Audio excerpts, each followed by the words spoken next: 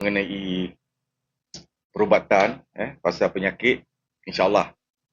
Kemudian saya buat live pun lebih ramai yang akan ikut dan kita boleh bersoal jawab.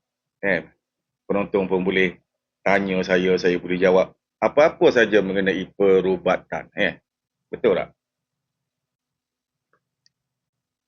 So contohlah saya nak tanya sini. Kalaulah demam, kenapa seseorang tu demam? Contohnya, kenapa awak tu demam? Yang ni kita nak kena tahu ni. Benda-benda basic. Kita tak perlu pergi lebih, kita pergi bab demam dulu ya. Kenapa orang tu demam?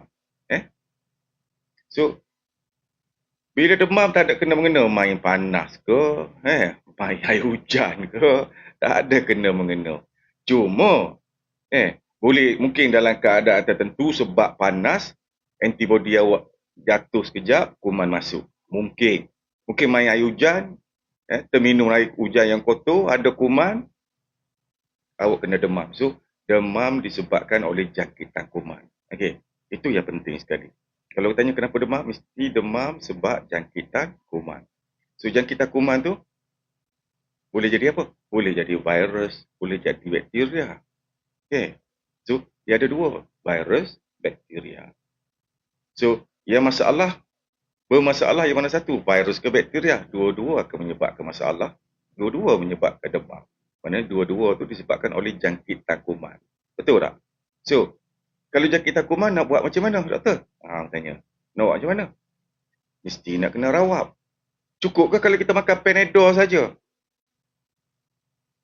Saya demam saya makan Panadol saja. Sebab Panadol ni orang tahu. Panadol ni untuk demam. Ingat Panadol tu bukan untuk demam saja. Panadol ni antipyretik.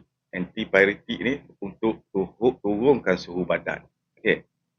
So, Panadol juga dia ada sikit unsur untuk meredakan sakit. Faham tak? Sebab tu Panadol kita boleh makan juga setengah tu untuk perempuan yang menses. Okey, keluar